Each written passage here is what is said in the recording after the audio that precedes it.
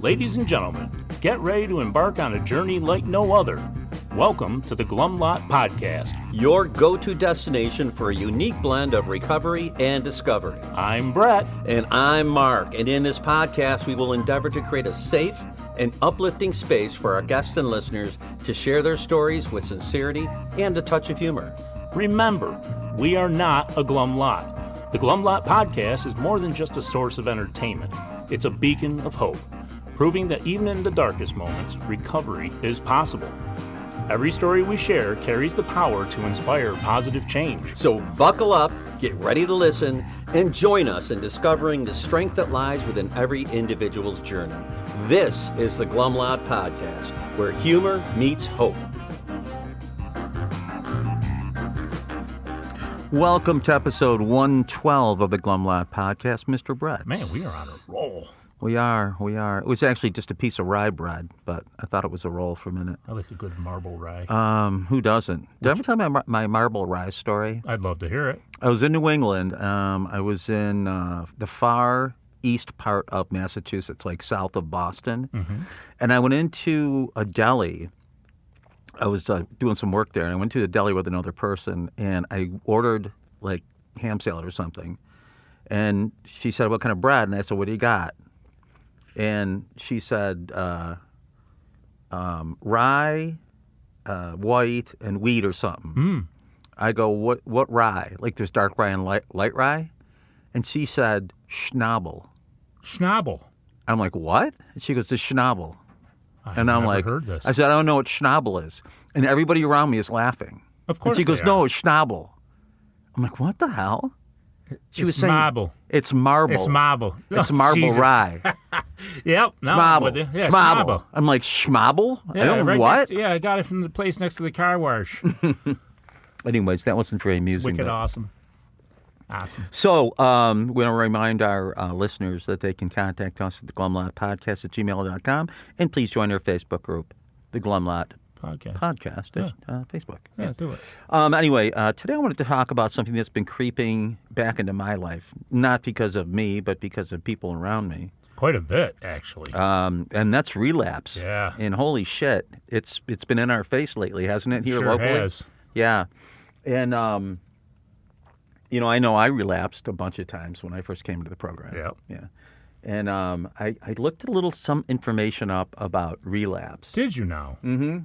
And oh, yes, you did. Yep. One of the things it says here is relapse rarely begins with the first drink. Mm-hmm. It usually starts long before that. Because we're thinking about it, right? Mm-hmm. Emotional, mental, and behavioral warning signs that can lead someone back to alcohol. So, for me, every single time it was I got away from meetings first. Of course. That was the first thing I did is I stopped hearing the message. Yeah. And, of course, when I stop hearing that message, I start listening to the messages that are coming from inside the house. Mm-hmm. And those messages tell me it'll be different this time. Right. You're fine. You got this. Yeah. You can walk into a bar with friends you used to drink with and just drink soda. You'll be okay. Well, I failed every time. And my sponsor kept telling me, people, places, and things, you can't not go to meetings, especially early in sobriety. Holy crap. Right. I needed one every day.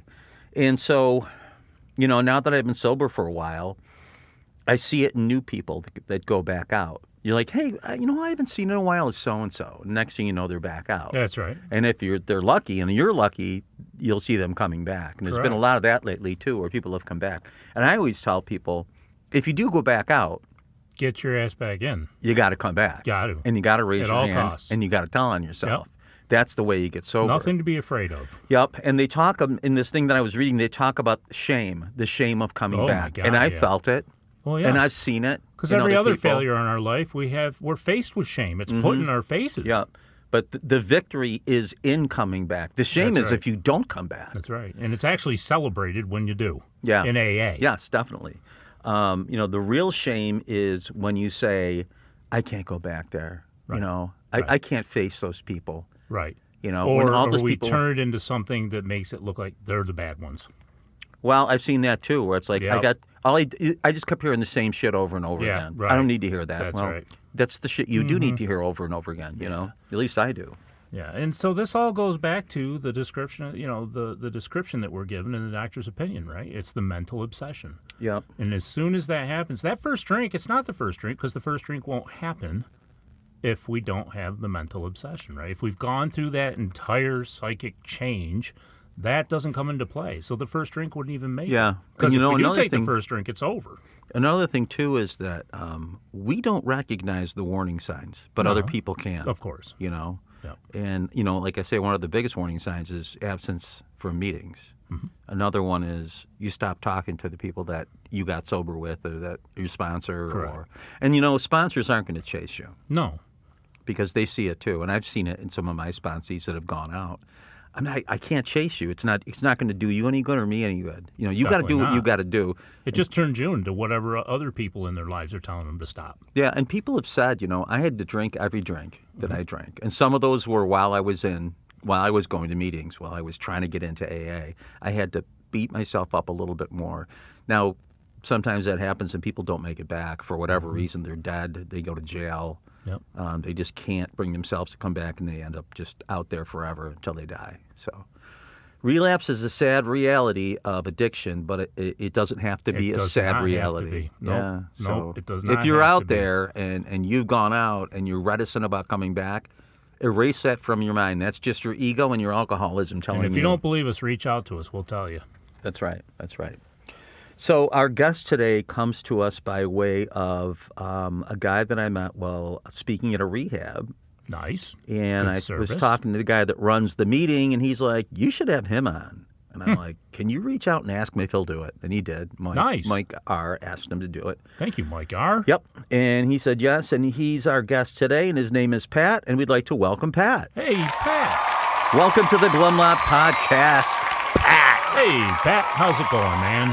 Wonderful. Thanks for having me. Okay, Pat, we'd like to start with your sobriety date. Yes, my sobriety is 9/27/22. That's when I started this journey. 9/27/22. So we're coming up on 4 years, if my Yeah? math is correct. Okay, this man's got a 3-year chip in his pocket, apparently. Very Excellent. nice. Excellent. So we'd like to go back to the start of your first experience with drugs and or alcohol, probably when you were a youth, and just see what that was like. If you can tell us a little bit about that. Yeah, like what did you feel, the effects? We want all the details. All the details. Yeah. Right off the bat, I honestly it was one of those things. The beer was easy to be found. How old were you? 14. Yep, Okay. So 14 years old. All right. The beer was pretty quick off the bat. My buddy and I took some beers from my parents one night, and man, next morning we got caught. So So it was readily available? Yeah, Okay. my parents, they weren't they drank, but it wasn't in excess like I did. But I do like to. That's part of my story is graduated to liquor real quick and found out what blackouts were, and that's what I So- thought getting drunk first originally was. Yeah. Sure. So these beers that you guys had, it was a couple beers. You drank them just to. Not even just for fun. Not even to. Did you catch a buzz? That's what my parents did. So yeah, what's the hype of? Yeah. beer, What is this? Beer. Yeah. all Curiosity, about? right? Yeah. But did you feel anything from it? The first time, not really. Wow. It was more or less like that was like the man card, right? That's Yeah. what it is, I'm right? 14 now. Yeah. Yep, I'm going into high school. I just Drinking had my beers. first beer. Drinking beers. I'm going. And so you different. said you got busted. So what happened? Slap on the wrist. Like, Yeah, they're basically kids will be kids. What did you think you were gonna? What did you think Right. we were gonna do? So where'd you go from there with it, though?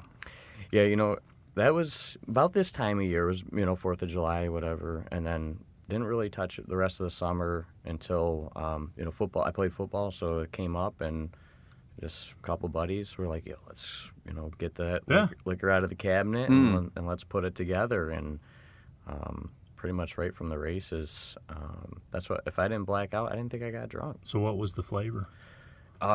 First one was like Bacardi, 151. Oh, just shit. Yeah, just 150. straight. Yeah.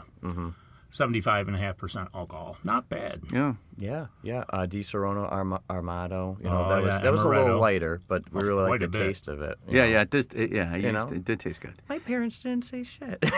So that first time you got blackout, did it scare you at all, or? No, that honestly made me feel as I was invincible. A shit. lot of people say they got the glow came over them, and I didn't necessarily feel happier, but I just remember my buddies and I, we were brutal. We were, we would run from one side of the room to the other and just tackle each other, just straight Oklahoma drill. And it was funny. We just get on our ass and laugh and get back up and do it again. Well, jackassery. Yeah. So good times were had. But did you tell us about the feeling? I mean, the buzz, the warmth, the relaxation, the I don't give a shit attitude you get. And maybe contrast to that with how you were normally. Yeah, I guess I was, as much as I was outgoing, I was shy in my own ways. I definitely very much identify with the chameleon aspect of, I'll fit in with anybody as long as they accept me. Gotcha. And then that transcribed as soon as alcohol hit that I guess I could fit in with anybody. And anybody who drank alcohol, I can also fit in with too. So I quickly gained friends. Yeah, right. It's like that liquid encouragement, right? It really was. It really was. I was good in sports. I was excelled. Came from a small town, so it wasn't that hard to do. But whatever, I had athletic ability, which more or less granted me access into the older locker room and older connections. More booze. They were picking me up. They're asking me to go to the parties. I'm not even worried about it. And you weren't driving at the time. I didn't even have a license. Yeah, right? yeah, nice, exactly. Man. So you're like, yeah, I'll go. You arrived. Wow, and that was your rise, right? You're like, I'm Pretty rising much. to stardom in school with this. Right. And those old buddies, though, I left them behind too. Sorry guys, you're lame. You're not drinking. Yeah, sorry, dude. yeah. I got to hang out with these seniors and get fucked up tonight. Pretty much. And you can't come. Yeah, really. And then, so there was a lot of things right off the bat. How was academics going? I was a B+ student. Okay. And for the most part, too. It didn't start tanking until I stopped caring towards, later on in high school. Okay. Had enough of whatever that, The establishment. The establishment as a whole. Any smoking weed, I'm sure? Oh, yeah. Yeah, Yep. yeah. That kind of, Yeah. oh, yeah. That's the, Clam bacon, everything, Yeah. I really do. I did like weed, and I actually still sometimes, that's part of my story too now is like, I don't choose pharmaceutical drugs. I choose my medication, and I'm open with that, I don't know a lot of people who have their varying opinions. And California sober? California sober is what is the term. We've talked about it before on the show. I haven't heard, so I wasn't sure, but you know what, at the end of the day, like I said, it's helped me in my recovery and help other people too to just be like one thing at a time, and the booze was definitely number one. For sure. I always felt that if you stay sober and you're still smoking weed, eventually you're going to get to the point where you're like, I don't fucking need this either. You know what I mean? Maybe. Yeah, and, I had a friend that was, he was new in sobriety, probably 6 or 8 months, and he had fucking bad anxiety. He couldn't fall asleep. And he's like, I don't want to ruin my sobriety, but I think if I had some gummies or what. I said, go to your doctor. Tell him what you're doing. See what he says. If he prescribes that for you, then it's, what am I, you got to live, Yeah. And like I take anti-anxiety medication. I need it to feel level. It's my brain chemistry. So everybody's a little bit different. For me personally, to me, I don't smoke weed anymore. But if somebody else wants to, that's their sobriety. That's not on us. You know what I mean? Yeah, For sure. nothing to do with me. That's how I feel. Yep. Anyways, so any other drugs in your teen years, your high school years? Teen years, no. I was kind of a pussy. Like I thought drinking and smoking was cool enough. I'm like, I'll never do coke. I'll never fucking get in that shit. I don't even know what mushrooms are. I don't know. I used to say that. LSD is. I used to say that too. Yeah. So you graduate from high school. Yep. Where do you go from there? I went to State College. Okay. Yep. So for it was a what's the word I'm working for? Vocational school. Okay. So learned a trade. Yeah. So basically learned a trade as well as, got to party and continue to keep doing what I was doing. Yeah. You didn't play sports in college at all? No, I had enough of that lifestyle. Okay. That was taking up way too much time. So you're in this what did you study in vocational school? Electrical construction. Ooh, Okay. Nice. Nice field. Oh, yeah. Have a job wherever you want in the world forever. That's awesome. Yeah. I always tell people that you don't have to go to college for fucking astronomy. Yeah, for sure. Or philosophy. But anyway, so you're in college and you continue your drinking and smoking weed behavior. You fall in with those people, I'm sure. Oh, yeah. And you graduate. No. Ah. No. There's Great. more to the story. Yes. The yes. manageability? Plot thickens. Yeah, that's right. That's right. You know, I relate to Dr. Bob in a lot of ways because I was the one that I could get really fucked up at night and wake up the next morning ready to go. No qualms. Barely. I only ever had truly one hangover, I swear, in my life, and I felt like that was the first time I ever got drunk. And then after that, I could just get up, turn it on, and go. You know. So then the experimentation with mushrooms came in. So I thought, you know, that was cool. You know, the bright lights, whatever. You know, maybe Dabbling in psychedelics. Yep. So I was like, this is something different that I'll give a try. Why not? You know, I see my peers doing it. I think not dying, so I'll give it a try. And you know, at the time, I look back at it too. You know, I had a lot of mental health going on, obviously, but just being a young kid, trying to take on the world, you know, just felt like I needed to go to school. I had started the business I currently have now at the same time, you know, so I had a lot of things going on. You in your early 20s at this time? Yeah, we're talking 19, 20. Yeah, okay. Yep, so about 10 years ago. Yep. So anything else besides the psychedelics? Yeah, no. Well, so I started with the mushrooms. I thought it was great. So I thought mushrooms and LSD were comparable to beer and liquor. So I went. Man, so you I, got balls. Yeah. I dude, could never do it. I just never. I think I tried shrooms, you know, a couple weeks before Christmas, and then as a Christmas present to myself and everybody, we did, you know, double tab acids for the first tab. time. Yeah. Double dipped, and this transpired into actually manic episodes, and I actually was hospitalized. I lived 2017 and 28 pretty much the same, where I got hospitalized in the months of January and March for about a week each, and then I followed those up with a DWI in the summer. So in a matter of 2 years, consequences. yeah. Let me ask you this, though, seriously. about your acid experience. So you do the acid, you trip, but something happens to you. Something inside your brain changes. What was that experience like? To be honest, when I think about it like that, is when I did the acid the first time, it made me realize I was already living wrong as it was, you know. And I think that's what scared the shit out of me. Like, oh my God, I'm a pile of shit. And like, I gotta change my life. I just don't know how to. And so that craziness, right? This is while you're tripping? While I'm tripping, Oy, yeah, oy, after oy. the trip, and I'm looking at all my peers like, what do I tell them? There were some of them I did say, get the fuck out of my life, you know? And so that was weird too, because I'm like, well, we're just partying, now I'm telling you to get So in your trip, you're having this huge realization. huge. And it doesn't go away when you come down. No. And so you said manic. So emotionally, it destabilizes you to some degree, this experience, this hallucinogenic experience.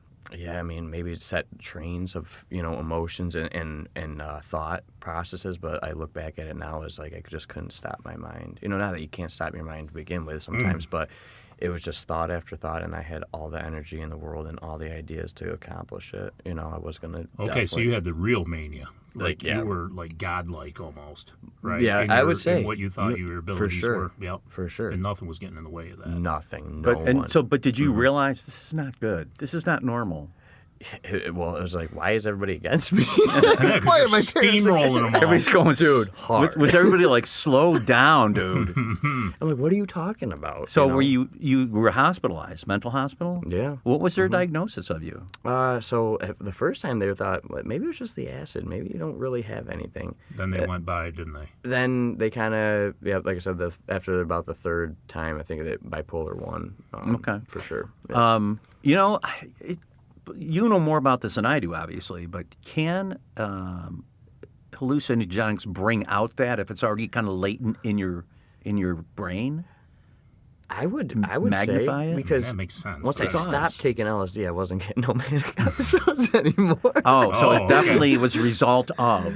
So as they say in Mythbusters, plausible. For sure. For Yeah. sure. Yeah. So I mean, do you tell the doctors? Yeah, I tripped, and this is what happened. Pretty much. I want to figure out too what's kind of Yeah, going on. and are they Because saying this is not abnormal for this to happen? more or less? You know. Okay, we've seen this before. Yeah, and then When you come out of those things, man, you're beat. well, so right, those highs Yeah. will come with some serious Serious lows, and so that's part of my story too. Whereas I became my own doctor because I liked the drugs I was prescribing. Correct. Alcohol, cocaine, weed. Those were what was getting me by, not the Depakote and the, Abilify and all that stuff. Right, all the doctor That one prescribed just drugs. reminded me of one that I was on right there. Yeah, Huh. I was on that for a Abilify? Yeah. while. Yeah, Oh, I've been on tons of them. dude, I pray that, I just keep working my program and I found you guys, because that's a tough life. It sure is, buddy. Being stuck on that for however long and not thinking that you have any other way out. So you go to the hospital, you get out after a couple months, you're working to better yourself. Do you go back and do acid again? No, actually, that was the... But you do keep drinking. I kept drinking. Coke? I'm on probation now. Yep, so I kind of got to and now I'm playing the game. So that's another level of stress. When you got your first DWI, did they send you for an evaluation? Yes. And did they say, you lied to them? Yeah, I can't remember what the fuck I But said. you walked away from it without any... My first DWI was such a slap on the wrist. It was literally, they gave me a CD and a conditional driver's license as well. But between school and work, I didn't care. Cops could pull me over. I was not afraid. I found the loophole. I own my own business, and I'm going to school. They're never... I'm always doing something that's okay. I know, right? But did you continue to drink during that period? Yes. Holy shit. Uh-huh. Isn't that the crazy unmanageability of it? This is And what... how much we think we can fool the whole thing. I know. And so I had, so I was drinking through that. That's where my sobriety also did start too, was in outpatient programs. I got some support, because I did eventually get off probation. And I got... No, this is after the first DWI? Okay, so after the first... Sorry, I didn't mean to skip ahead. Oh, no. But after the first one, slap on the wrist, and basically... Just went away? I repeated the same year, Right, but I mean, that first charge, you kind of just like, it's not a big deal. Then you get a second one. Yeah, I was... okay, sorry. Thanks for clarifying. I was disappointed. Like, what the hell just happened, Sure. But then I was just like, okay, brush it off. Like, whatever. Everybody gets DWIs, right? So, Of course. Yes. I know. Like, Everybody. I got way more important shit to be worried about right. than a DWI, especially if they're just going to let me drive like it doesn't matter anyway. Yeah. So that's where kind of I came up with that. So you continue to drink, continue to do some drugs, right? Yeah. And so tell us about the second DWI. Yeah, so now I'm understanding and going through that depression again. The second DWI honestly was kind of just a bluebird day, and I kind of was baffling and definitely powerful. I remember, I was dealing with that depression, but nothing that, was too crazy. Simply it went, to grab lunch. Me and my guy working for me at the time, I had some lunch, went to a Mexican restaurant, so definitely loaded up on margaritas. I got it stirred up, and then, just went for a drive. I had to go check some client's house out, and I was going a little fast, and I blew a .14, Oh. Just on it, it was just a Friday, Just a Thursday. .14. So they cuff you, they take you in, are you like, holy shit, now I'm screwed? Honestly, the worst part was like, I don't want to face my parents. Yeah. I did not want to face my parents. I literally, within less than a year, it was like 355 days from the first DWI. So I got both of them within, like I said, 365 days of time. The first judge said, you've got enough shit. You just finished your CD out the last 10, 11 days. Yeah. And I don't want to ever see you So what again. were you afraid of telling your parents for? I don't know. Like, that was just so disappointing. Yeah. That was a very disappointing moment, They have high expectations for you? Maybe. Yeah. Maybe I thought, was raised that way. You don't want to let them down. And you feel like, I've just let them down. Hard. And, sucks. yeah, and this is the second, right? So now they're going to think it's real, too. And so what happens in the aftermath of the second DWI? You go to court. This is your second DWI. Oh, yeah. Yeah, this is my We're second. not going to laugh this one off. No, they, that summer was probably one of the toughest years I've ever had in my life. I was severely depressed, and I'm at a depths I hope I never have to reach. I hope nobody ever else has to go through that, but I know we all do. And that year helped me understand about being human, because I kind of lived my life before as like everything was kind of easy for me, everything just went, it just clicked for me sometimes.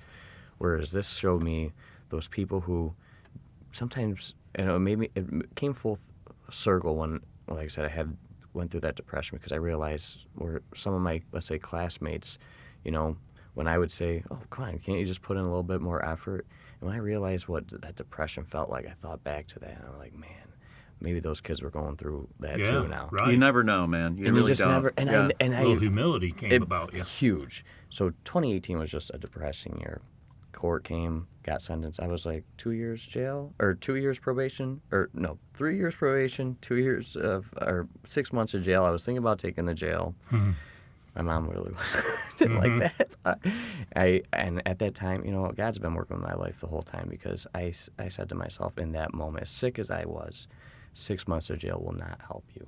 Right. Will not help you. You will be back here in no time. And then, If anything, it'll give you some more traumatic experiences. pretty much. So I took the 3 years on probation, and that's when it got started.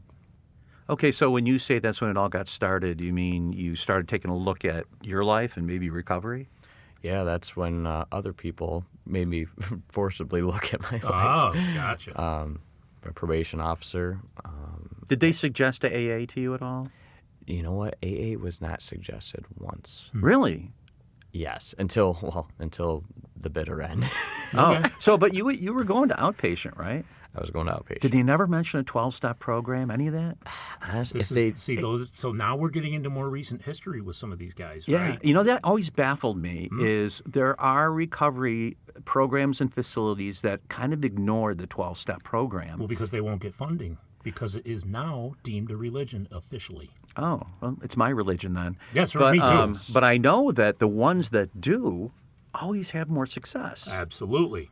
Because what they're telling you is, you can come here once or twice a week, and then whatever I tell you, you can counsel yourself. Well, fuck that. You know what's going to happen with that. Or, we're getting into harm reduction stuff where they start talking about that. And I'm thinking, did they get into that with you a little bit as far as medications or anything like that? That's I feel like their main goal was to push the whatever medications and kind of just numb you up and just send you on your way. They got these groups, and there was some good stuff. Yeah. So you heard some good things. I sure definitely heard some good things. Yeah. And it opened my mind, and I guess enough to be willing to think that I might be alcoholic. Okay. Did they ever say, do you think you're an alcoholic, or did you ever take that little test? No, that's why, like I said, I'm sure I took the test, but it really wasn't until it took a while. But they did not push the AA stuff, at the time. So looking back at that, would have been nice.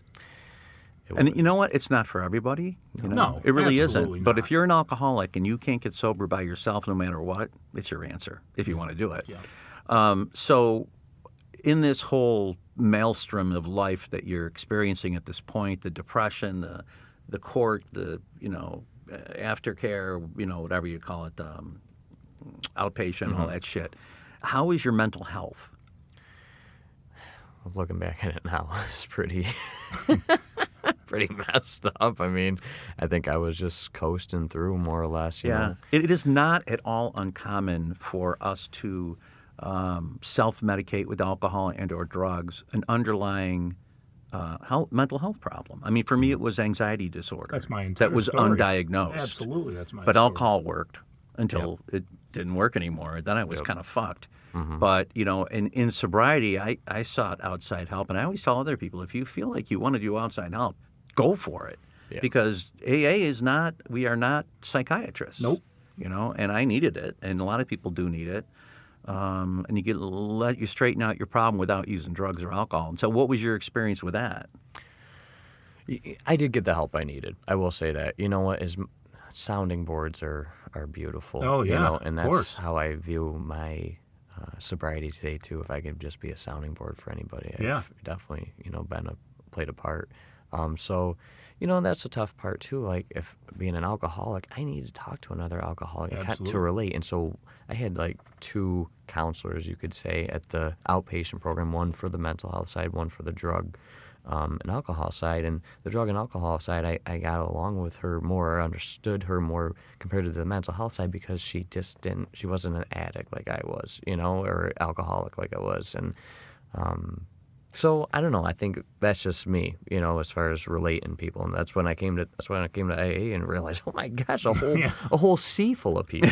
How did you get to your first meeting? I mean, was it suggested to you? So yes. Well, I had definitely found the last house on the block, and it was through peer support, who I kind of met through outpatient, and I was like, hey, listen, I got this cocaine problem now, and I've actually I got my license back, my driver license back, and but here I am fucked up behind the wheel again. With coke? With coke, with alcohol. I had just completed, not even a year after I completed probation, I got my license back, and I'm fucked up behind the wheel, and I'm like, what do I do? And he just simply said, why don't you go to AA? And I said, I got nothing to lose. Yeah. So tell me about your experience with your first meeting then. Yep, I went on Wednesday night. So down in Seneca Falls, it's Wednesday night, Dr. Bob Candlelights meeting in Seneca Falls, New York. If you guys are ever free, come on out. 7 There you go, o'clock. little plug. That's my Do they my do home candles? group. They do. Sweet. We shut the I think lights I've off, heard about do this. candles. Yeah, that's cool. Yeah, so first meeting, like, what the fuck is going on? Seances. Yeah, and I'm shit. like, what? Is this a date? Honestly, the first one I was probably just more of, Where's the goat? yeah, nobody's here's drinking, so Yeah, I guess that's we'll a start. positive. Yeah. True. Did you raise your hand and say this is my first meeting? I don't think so. I think I just probably sat there and was just taking it all in. Yeah. You know, Did you hear some things that made sense to you though?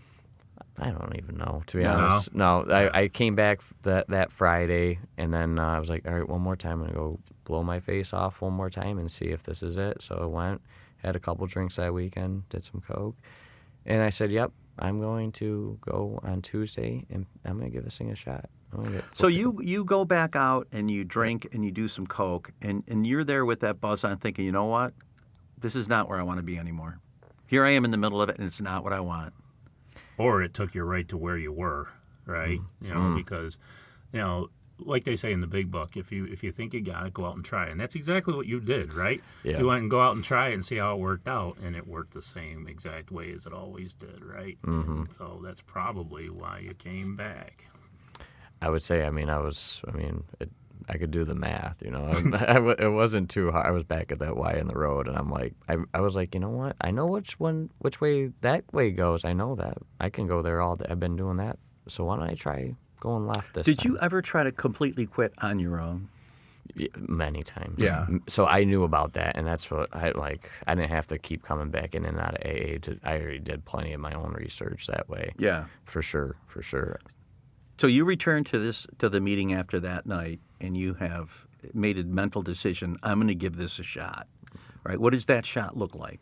A lot of meetings, getting a sponsor.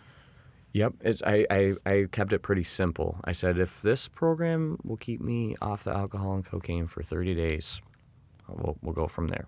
And so within that first 30 days, I actually had my uncle's wedding, open bar wedding, first 2 weeks in. Dude, That's a good challenge. tough. I know, right? My grandfather and I were the only ones that did not drink throughout that whole party. There's probably 150, 200 Was it people hard there. for you? It was. It Sure. was. I woke up with an emotional hangover the next day, but I got through it. Yeah. I got through that night. And you got a little strength from that. Yeah. So that kind of started propelling things. This is possible. Uh-huh. Yeah, there's something in the water over here on this. How did you do with steps 2 and 3? Honestly, first off the bat, I was good. I'm ready to go. Somebody help me. Yeah. So if it's Okay. God, so be it. I believe what you guys were doing. You guys were showing me the way. So I was like, show me the way.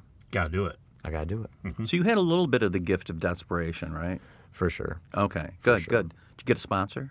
Right off the bat, pretty much in the first 2 months. Okay. Yep. Start working the steps? Pretty much, yeah, right away. I heard what you guys were talking about. I didn't really understand it, so I wanted to figure out what you guys were truly talking about.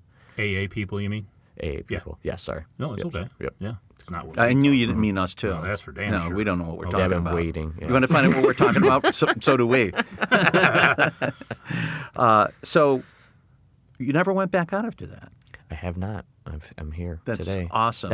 I know that's crazy. Like I pick up like a lot of things in sobriety so far. Like tonight, all started for me picking up that 24-hour call. Right? Right. I did not know this is where I would be sitting tonight. Oh, but my anyways. God, you're Well, right. that is the journey of sobriety, man. We don't know what we're gonna. And they say beyond your wildest dreams. It is literally beyond any conception of what life is going to be like sober because you never did it. Based off You know? of what we did, right? Right. You're thinking, the last time I was sober, I was 12. So it's going to be a little different right now. For sure. So have you been through the steps? Yes. Yep. Currently working on or all the way through? Yep. So Which we're always currently working on. I say always currently Yeah. working on. I finished the steps with that first sponsor, and then I've gone through the steps multiple times. Good. Sponsor, sponsee, playing Ooh, fields. did you hear that? Yeah. You have sponsees? You've Currently, worked with I people? have two. That is fantastic. Attaboy. Thank you. Yes. Holy shit, talk about upping your game. Nothing Yeah. will up your game like having a sponsee. That is for damn sure. I agree. I had to figure that out for myself. Yeah. People were saying that, and rightfully so. I just felt like, when the time is right. I know I didn't have my first sponsee until about 18 months into sobriety. I kind of obviously Was there any apprehension, or did you just know you wanted to do it? I felt like it was just the right thing to do. Good. Yeah, you know what? That's good because I know many people second guess themselves. They'll go, well, 18 months. A lot of people go, I only have 3 years of sobriety. I don't think I could really sponsor anybody. I'm like, you can show them how to stay sober for 3 years. That's pretty goddamn good. Yeah. But a lot of people are like, I don't know what to say. And, I always tell them, just tell them what you did. That's all you got to do. Just do what your sponsor did with you. And then you'll end up putting your own spin on stuff anyways, and either they're going to pick it up or maybe you're not the right guy for them, whatever, but give it a shot. It'll only improve your own sobriety. And when people told me that, I remember my sponsor would say, call me anytime, day or night. And I'm always like, okay, right. And he's like, no, it's helping me more than it's helping you. I'm like, what a fucking cult this is. They're lying to me about this. And until I experienced it. Sure. And now I'm like, holy shit, he wasn't wrong, So before you drop that awesome bombshell, I was going to ask you another question. One is, after you had been through the steps, was there ever a point during that process where you were like, what's happening to me? Or, who am I right now? I would say it was in between the threshold of 90 days. When I hit that 90, I did do the 90 for 90, and I would say that it was huge. Everybody likes to make excuses, but I think that's the best way to get Yeah, so what started. that means is 90 and 90 is going to 90 meetings in 90 days. You're immersing yourself in Right. the program in your early sobriety. Yeah, just like anything else. You practice, you keep doing it, it comes natural behavior. Right. Yeah. So between that, about the time frame, it was that, and I just completed my first step 5, the first fifth step, and so that was the biggest weight I had ever felt. I'm still Get all that shit off your chest and back, right? seriously. And to have somebody say, got it. Got it Instead and- of criticizing you and all that stuff. Yeah, and I'm nothing special. I'm just like the rest of us, and Yeah. like, wow, I'm not right. This isn't the Very bad stuff. liberating. Super. Plus, super. that's the start of the real change in your way of thinking and your way of acting. You identify these things. This is what I need to work on. You can't work on stuff if you don't know what it is. Right. So you start to identify what it is. And, in my experience with the fourth and fifth, mine were almost all based on fear. And so I needed to work on having faith. I needed to work on step 3. I needed to let go and ask for help from my higher power to change these things. Because they weren't going to change on their own. And Brett has more experience than I do with this drop the rock thing. With it, that's a good explanation of what it is. Yeah. Yep. Yeah. But no, I was just curious if you experienced it because everybody that I brought through the program, they have that moment of like, dude, this is weird because I don't even know who I am right now because it's so unrecognizable compared to how you've lived your entire life up until that point. So yeah, and it is. It's because we've been liberated from all those things, all those experiences, and so that's the whole point, isn't it? Right? So we can start building the spiritual side of things. What is one thing that really surprised you about sobriety? There's usually a couple things and I know for me it was always like, I didn't think I could feel this good without a substance. Yeah. I didn't think I could feel, and feeling, I hate to even say feeling good. It's more like feeling comfortable in my own skin. I would say, yeah, right about that. I guess I didn't know I could be so comfortable in my own skin and not have to put on this front for everybody wherever I go at any time at all times. I say the amount of joy. You know what? The amount of joy. This really is beyond, not only just beyond my wildest dreams, but I heard you talk about Cocaine Mike earlier. And, that's just, another person who has helped me, and I don't know, just like I'm just overjoyed with everything because he's another great example. He loves it. He is so entrenched in this program, and not because he has to be, because he loves it, you know. And I love his energy, and he's somebody who I can relate to in that sense. That it just fires me up, you know. Yeah, absolutely. Yeah. What would you I hate to use the word advice, but what would you tell somebody who's listening to this podcast that is struggling like you were and doesn't really see a way out? Just don't pick up the first drink. I'm sorry. That's bullshit. But No, there are people out there, and you've been there, and I've been there, where I didn't know. And I did it my first 6 months in the program. I just was not sure that I could do this, or I wanted to do this, or this was even real. You know what I mean? And part of me is saying, just go back to what you were doing. You just had a bad patch. You know, all that bullshit that your disease tells you. I mean, there's probably a lot of people out there listening to this that maybe are there. You know, what could you tell them? Well, first, I love you guys. Hey, man, that's the truth, too. Love is huge. I love that you said that, actually. No, seriously. Because that's true. Look for the love. And when I heard that for the first time, I needed that. Yeah, I didn't realize how much I did not like myself or did not love myself. So I would say that love yourself. You're worth it. God made you. You're here today for a reason, and it's definitely not to rot away. As far as dealing with struggles, the hardest part is asking for help, I would say. And if you have patience with yourself, I think that's the biggest thing. Be patient with yourself, you know. I know the term "keep coming back" is, you know, everybody has their opinion, but it is true. You know, it is like. If you keep coming back, you're going to find the people that you can talk about it with. Right. You know, there's been plenty of relationships where we didn't hit it off in the first year in my sobriety. I have relationships, guys that I'm close with now that, like I said, the first year I thought they were assholes, and they probably vice versa, whatever. You know, and that's not even just to say. That keep coming back, because ultimately, you know, I'm not the same person I was when I first came in here either. No. You know, so they're not going to be either. Whoever's, you know, struggling right now, you don't have to keep, you know, living the same way. Yeah, and we're all different. I mean, some people, like Brett came in, he never went out. Nope. I came in and out the first 6 months, but after that, I was good for decades. Yeah. But I do have friends that, you know, they'll have 12 years and they'll go out. They'll come back. They'll have 8 years. They'll go out. And my thing always is, if you keep coming back, you're going to get this. It's when you stop coming back that you are fucked. That's when you're done, you know.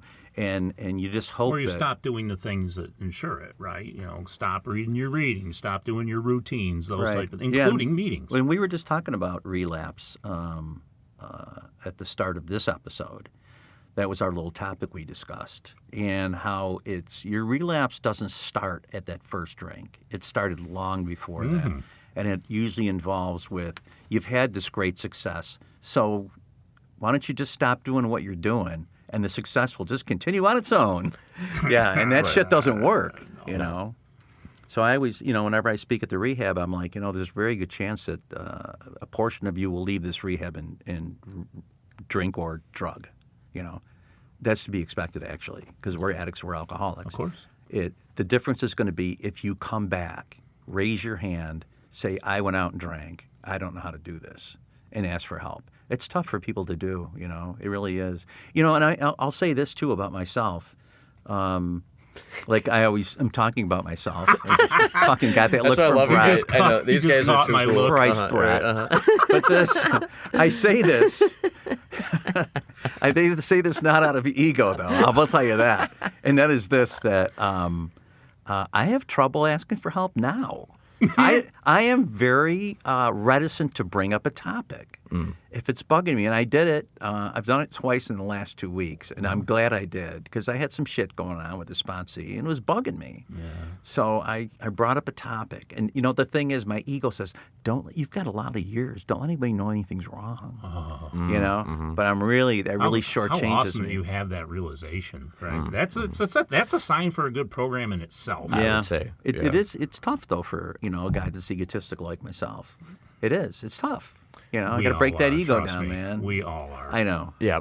I know. That's part of the human side I of us. appreciate that, seriously, Yeah. because as much as I'm early in sobriety, I'm still a young human being, too. Yeah, you know? right, So right. when I first came in here, there's a lot of older folks. Nothing wrong with that, but, kind of meshing that, too, is like, right, that can be a deciding factor for some people, too. Like, oh, I don't fit in with all these people because right. they're way older than me. Like, Until you hear their young people stories. right. Uh-huh. Like when I Seriously. first time I heard about a grandmother, but blowing some dude while she was popped out on cocaine and stuff, I was just like, dude, what about little Johnny? If you got a grandkid. What about your grandchildren? Jesus, You how maniac. Could you?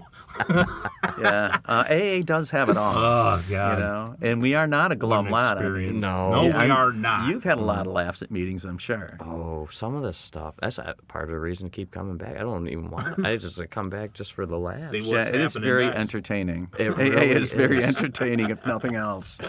Seriously, there's so many characters out there that I think that's what what I fell in love with too. It's just so colorful, and just the hope is there. Seriously, Yeah. no matter what I'm going through, just like you were saying, you're having troubles with other people because it sounds like that's where most of our troubles lie. Yeah. And, Well, you've probably had tough sponsees, right? I had and right now I got a sponsee who's twice my age.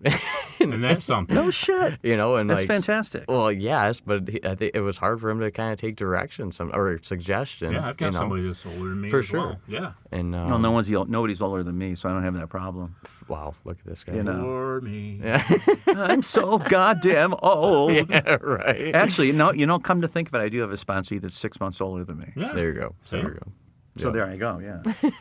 But what a cool feeling, though, right? You said that whatever comes your way, you can get through that, right? What a feeling that is to know that as a result of the effort you put in, right?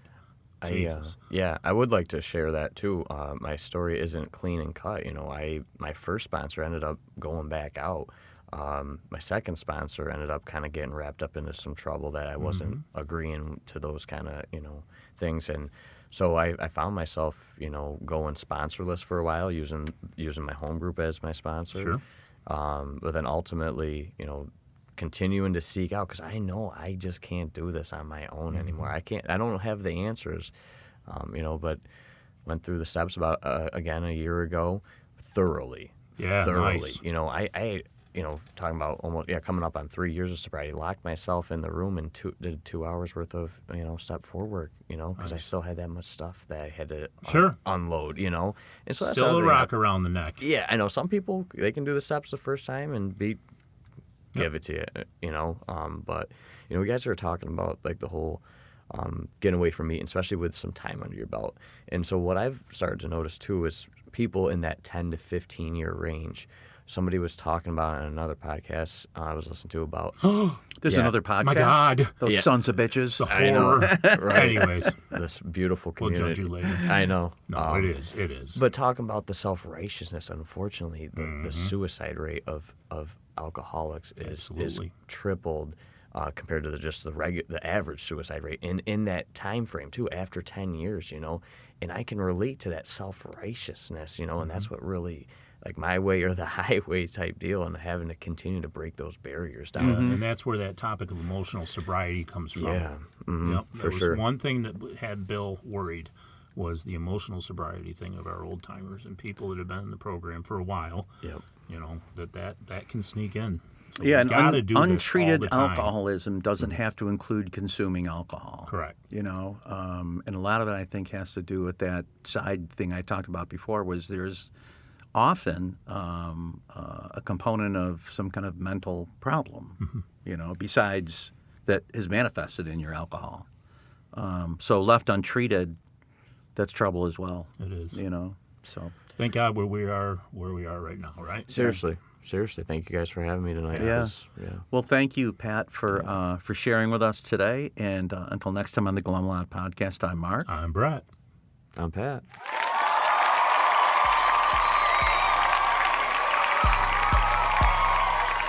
As we wrap up another episode of the Glum Lot Podcast, we want to extend our heartfelt gratitude to each and every one of you who tuned in today.